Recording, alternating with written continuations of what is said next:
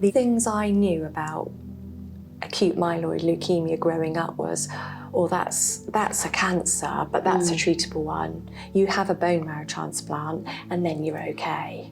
But actually, there's so much more to it, isn't there? The statistics say that 50% of people don't get through it. Wow. Thank you so much for coming into DKMS today to talk about your journey as a blood stem cell recipient. Could you tell us a bit more about your story? I was diagnosed with myelodysplastic syndrome. Went on to develop AML after that.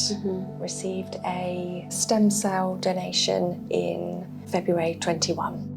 And you were diagnosed with this during COVID, is that right? Yes. Wow. Yeah. So it was during COVID and the schools were shut, kids were at home. We all lead quite a active, healthy life. And I found everything very difficult. I just assumed I was getting old. And this went on for quite some time until one morning my daughter said to me, "Mum, your eyes look yellow." So I phoned the doctor, I was straight there, had a blood test. Within a day or two heard from my local hospital that I needed to come in for a bone marrow biopsy. And I knew what that meant. Obviously that's a huge shock for you. And with your family, what was their reaction? So my husband was obviously devastated, very upset. But yeah, my daughter turned into a nurse, you know, do you want a drink? And do you want this, do you want that? What was the process like? So from start to finish, you went in, you had a chat with the doctor. As soon as they got my bone marrow biopsy results back, which was very quick, I was called into my hospital and he told me straight blank, you will be in hospital for months, you will need 2 to 3 rounds of chemo, and then you will need a bone marrow transplant at the end of it. So that was all a bit of a shock. After my first round of chemo, it didn't work. That's when I was told I would need a stem cell transplant. My brother and my 2 sisters were checked, but very sadly they were not a match. So that's when I went onto the register. How long were you in hospital for, and what was the treatment like? So altogether about 5.5 months with some breaks at home. So once I've received her cells, it's after that you really become ill. Wow. Because your body's saying, what is this? I don't want this.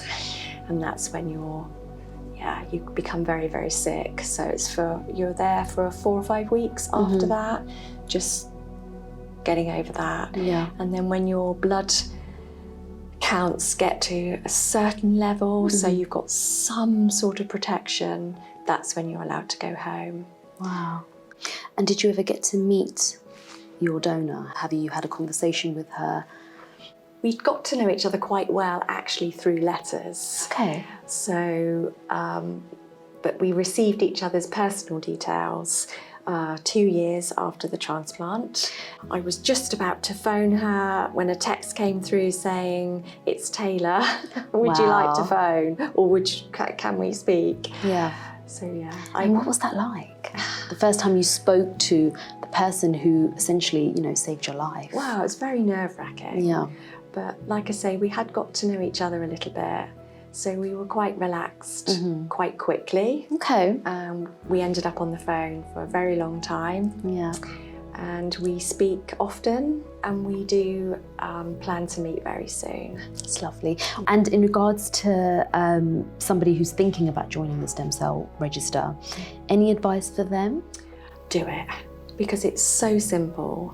I think a lot of people think that it's a bit more invasive, but it's just a small swab and it can save someone's life. I thought you just go on the register and there'll be someone out there automatically, but that's not the case at all. No. So, Nicky, thank you so much for coming in today. It's been an absolute pleasure talking to you and about your journey.